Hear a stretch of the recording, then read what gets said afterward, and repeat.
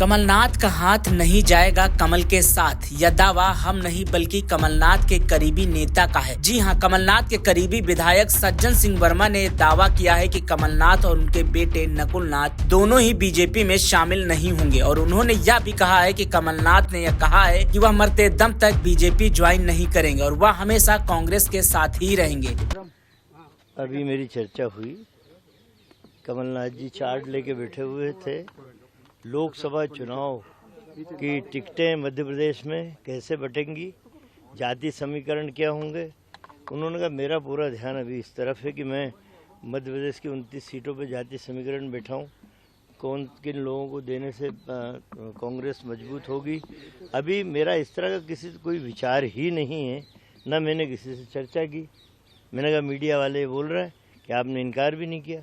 उनका कहना कि मीडिया वालों को ही बनाया हुआ प्रश्न है और वही जवाब दें। बोले मैंने तो किसी मीडिया को आज तक नहीं कहा कि मैं कहाँ जा रहा हूँ, कहाँ नहीं जा रहा हूँ। तो सवा महीने से जो अटकलें लग रही थी तो सर वो अटकलें अब खत्म हो गई। कांग्रेस ये मान के चले कि कमलनाथ अब भाजपा नहीं ज्वाइन करेंगे?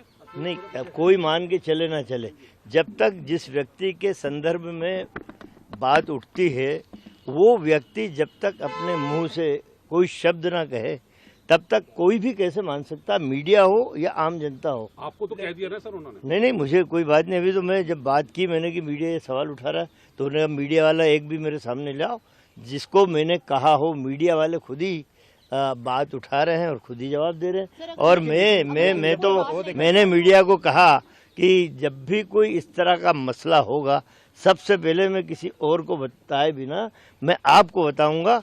और इस तरह के निर्णय सामूहिक निर्णय होते हैं, कोई इस तरह का निर्णय। और मैं एक लंबे समय से नेहरू गांधी परिवार, वो हमारे पारिवारिक रिश्ते हैं, राजनीतिक रिश्ते नहीं है। ये तो बनाया हुआ प्रश्न। मैंने उनसे यही बोला कि मीडिया में जाऊंगा तो यही पूछेगी कि ये प्रश्न उठ रहा है।